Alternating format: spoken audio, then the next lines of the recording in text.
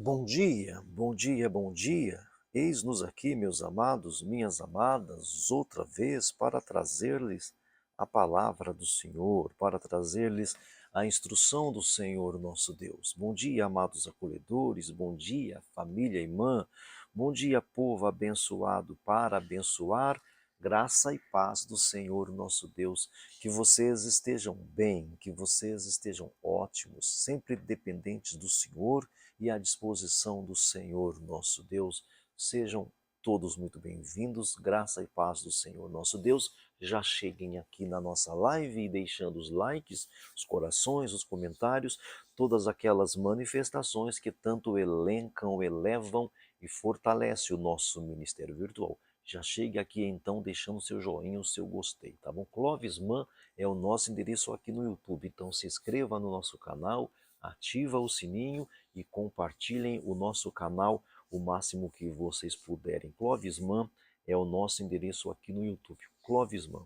Então se inscreva no nosso canal, ativa o sininho e compartilhem o nosso canal o máximo que vocês puderem.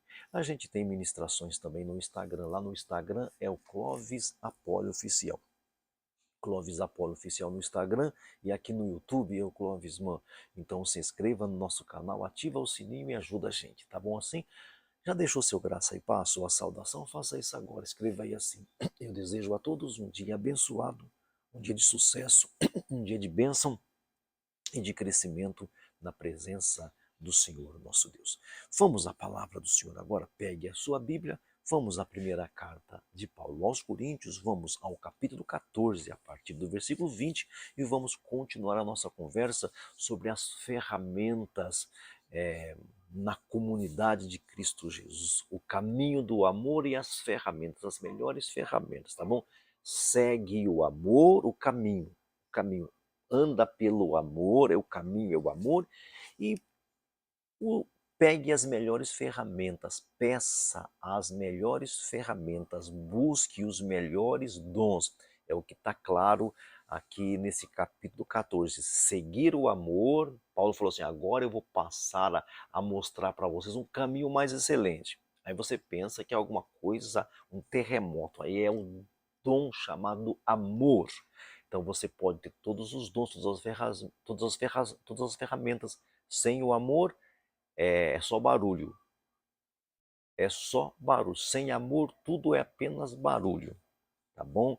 Então Paulo começou a falar sobre o caminho chamado amor, e no 14 ele fala assim, segue esse caminho, não sai desse caminho, e procurai com zelo, com dedicação os melhores dons, as melhores ferramentas, tá bom? Para o que? Para que eu apareça? Não, para o nós, para servir. Eu busco, eu peço a Deus as melhores ferramentas sem sair do caminho do amor. Jesus falou de um pessoal que tinha algumas ferramentas, mas que não estava no caminho do amor. Ele disse, naquele dia, muitos de vocês vão me dizer, Senhor, Senhor, em teu nome não fizemos isso, profecia. Em teu nome não fizemos aquilo, libertação, expulsar demônio. Em teu nome não fizemos isso, fazer curas e milagres.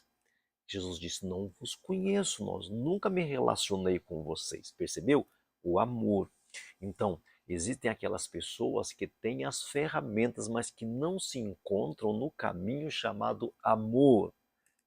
Sem amor, tudo é barulho. Falamos sobre isso em um dos nossos encontros aí, tá bom? Então o capítulo 14 é para incentivar você e a mim a buscar os melhores dons sem sair do caminho chamado amor. Vamos ler a partir do versículo 20.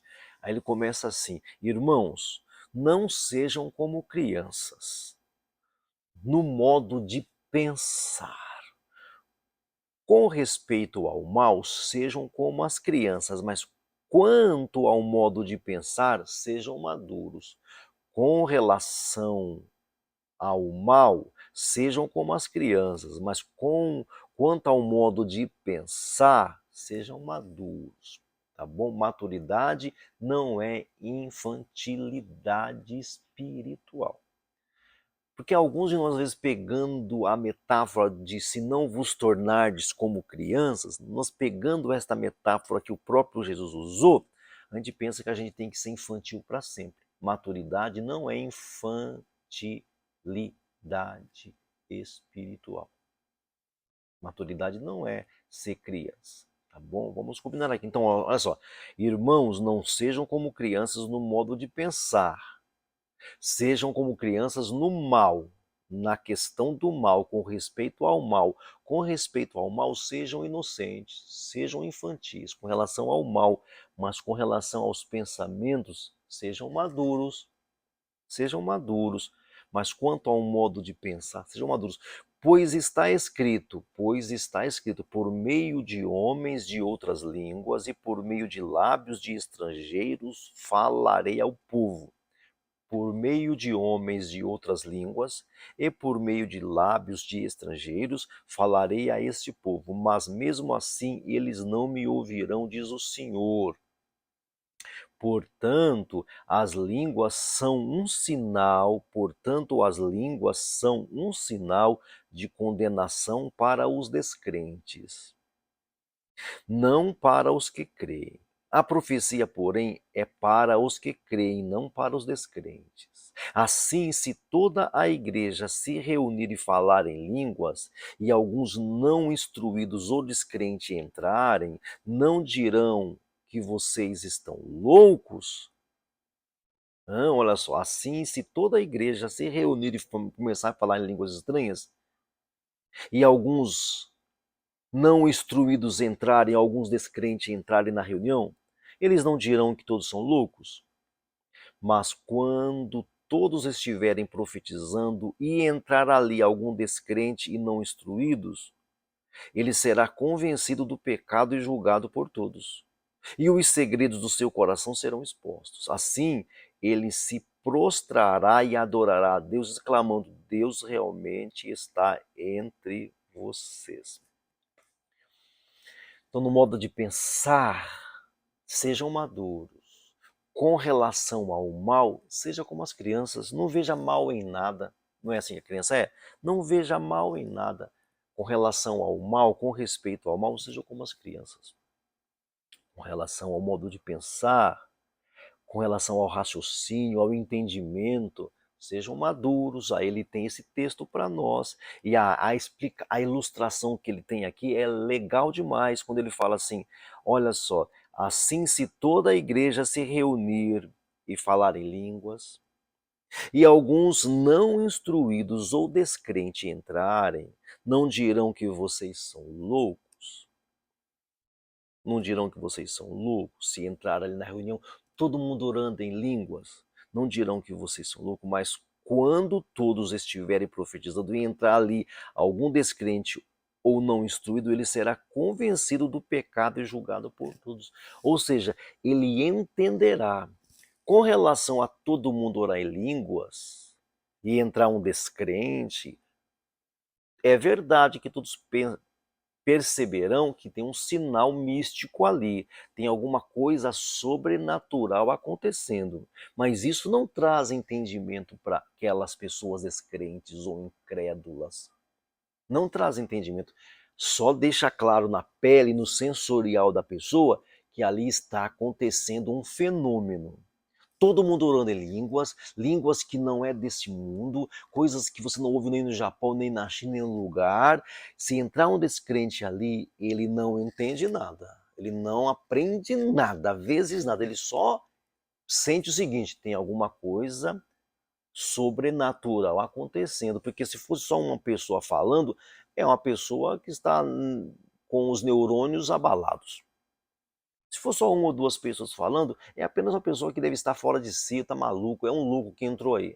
Mas toda a comunidade orando em línguas estranhas, a pessoa não entende nada, mas que ela sabe que alguma coisa sobrenatural está acontecendo. Então é um sinal. Volta para lá. É um sinal, olha só. Irmãos, não sejam como crianças no modo de pensar. Com respeito ao mal, sejam como crianças, mas quanto ao modo de pensar, sejam maduros, pois está escrito: por meio de línguas e outras línguas falarei a esse povo. Verso 22. Portanto, as línguas são um sinal de condenação para os descrentes. As línguas são um sinal de condenação para os descrentes, não para os que creem. A profecia, porém, é para os que creem. Então a profecia é para os que creem, mas a profecia para os descrentes vai trazer entendimento, vai trazer discernimento. A profecia vai comunicar alguma coisa para o descrente. As línguas vai mostrar para o descrente um sinal, tá bom? As línguas para os descrentes é como um sinal de presença do Santo, presença do Todo-Poderoso, olha, alguma coisa sobrenatural. Todo mundo orando em línguas, eu não entendo nada. É um sinal de que alguma coisa estranha está acontecendo. Para os crentes, eles sabem, eles entendem o que está acontecendo. Né? Então, portanto, as línguas são um sinal de condenação para os descrentes, não para os que creem. A profecia, porém, é para os que creem, não para os descrentes. Assim, se toda a igreja se reunir a falar em línguas e alguns não instruídos e descrentes entrarem, não dirão que vocês estão loucos? Então veja, maturidade não é infantilidade espiritual, não é infantilidade espiritual.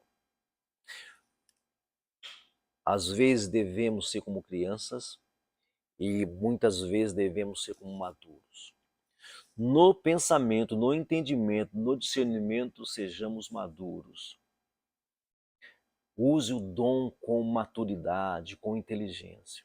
Peça o dom com inteligência, com maturidade. Com respeito às coisas ruins, ao mal, sejam como crianças que não vê maldade em nada. Quando uma criança começou a ver maldade já, ela deixou de ser criança, viu? Porque enquanto a criança é criança, ela não vê maldade em nada. Mesmo que, olha só, mesmo quando se repete a maldade, mesmo quando se repete a maldade, uma criança não percebe maldade. Essa é a prova de que ela é uma criança. Então, com relação ao mal, não vejam, com relação ao mal, não vejam maldade em nada. Sejam como crianças. Não vejam maldade nas coisas. Sejam como crianças. Com relação ao mal, olha que coisa tremenda.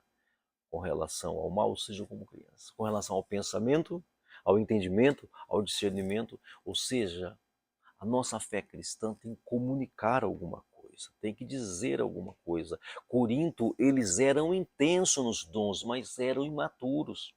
Perceba que lá no capítulo 5, lá no capítulo 5 de Coríntios, tinha um grave problema na comunidade e eles nem se davam conta, nem ligavam para isso. E era algo sério. No capítulo 6 também eles têm um outro grave problema, eles estão levando irmãos aos tribunais, outro grave problema, e ninguém ligava, ninguém percebia nada. No capítulo 5 e no capítulo 6. No capítulo 5 nós temos uma imoralidade sexual terrível, e no capítulo 6 nós temos irmãos levando irmãos aos tribunais pagãos. Então, imaturidade não é infantilidade espiritual. A nossa vida cristã transmite maturidade ou a nossa vida cristã transmite infantilidade? Infantilidade. O seu viver para Cristo transmite maturidade? O seu seguir a Cristo transmite maturidade? Ou transmite infantilidade espiritual? Na malícia, na maldade, no ver o mal, sejam como crianças. No ver o mal, no perceber o mal, sejam como crianças, não vejam mal em nada, mas no entendimento, sejam adultos, é o que ele está falando aqui. Sejam adultos no entendimento, na comunicação. Línguas era um sinal. Línguas eram um sinal. Mas sinal não alimenta ninguém, pessoal. Sinal não amadurece ninguém. Sinal é só emocional. As línguas não deixam de ser um sinal, uma marca. Tem alguma coisa sobrenatural acontecendo ali. Isso é verdade. As línguas mostram que tem alguma coisa sobrenatural acontecendo. Mas esse sinal não transmite maturidade. Maturidade é no viver, no relacionar-se, no dia a dia. A profecia edifica, consola, exorta, revela. As línguas arrepia. As línguas arrepiam a gente, tira a gente do chão, as línguas, mas a profecia edifica, A língua consola, a língua exorta, a língua ensina, a profecia ensina, a linguagem da profecia ensina, a linguagem da profecia exorta, a linguagem da profecia edifica. Agora, as línguas estranhas só revela que alguma coisa sobrenatural está acontecendo. Quando alguém profetiza com clareza, o incrédulo entra, o descrente entra e entendeu, lembra da harpa, da trombeta e da flauta?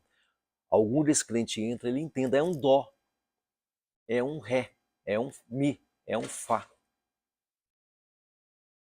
Então a profecia edifica, a profecia exorta, a profecia consola, a profecia revela o nosso interior, a profecia revela, como é que está aqui? Olha só, verso 25, e os segredos do seu coração será exposto. Mas quando todos estiverem profetizando e entrar ali algum descrente ou não instruído, ele será convencido do pecado e julgado por todos. E os segredos do seu coração será exposto. Assim ele se prostrará e adorará a Deus, clamando: Deus realmente está entre vocês. Então eu entro e tem pessoas orando em línguas. Pronto, é um sinal de que Deus está ali. De repente alguém começa a interpretar as línguas ou profetizar. Começa a profetizar. Percebeu? Eu sou consolado, eu sou edificado, eu sou abençoado, eu sou abençoado, eu sou exortado. Então, quando alguém profetiza com clareza, o descrente, ele é convencido. O coração dele é expulso, ele vai dizer: Deus está entre nós. Olha que lindo. A maior evidência do Espírito não é arrepios. A maior evidência de que o Espírito está ali não é arrepios. É mudança de vida, é transformação de vida. A espiritualidade madura produz consciência de que Deus está ali. A espiritualidade madura, ou viver de forma compreensiva, de forma que as pessoas entendam, vai produzir uma consciência de que Deus está no ambiente, de que Deus está ali. Então a pergunta que não quer calar é: a minha vida, o meu viver está edificando, está consolando, está exortando, está revelando corações de amigos? Está revelando corações de amigo? Então veja, o ser uma comunidade intensa, ser uma comunidade que grita, ser uma comunidade intensa, não revela maturidade espiritual, não demonstra maturidade espiritual. Agora, uma comunidade que exorta, uma comunidade que edifica, uma comunidade que consola, aí se revela uma comunidade madura. Então, com relação ao mal, meus irmãos, sejam como crianças, mas com relação ao entendimento, sejam maduros. Com relação ao mal, não veja mal em tudo, não. Não vai te ajudar. A maior evidência de que Deus está no nosso meio não são os arrepios. Os arrepios são bem-vindos. Os arrepios são bem-vindos, mas não é a maior evidência de que Deus não é a maior evidência de que Deus está ali. Não é a maior evidência. É uma evidência de que Deus está ali, mas a maior evidência de que Deus está ali, que é além das línguas, é que haja entendimento, que haja discernimento, que haja consolação, que haja edificação.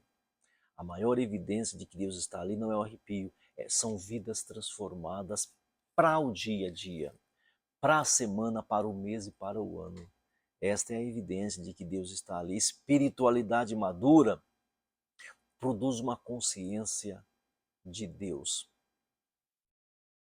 Espiritualidade madura produz uma consciência de Deus. E não de que a reunião foi espetacular. Nada disso. Então, a maturidade e não infantilidade. Maturidade e não infantilidade espiritual.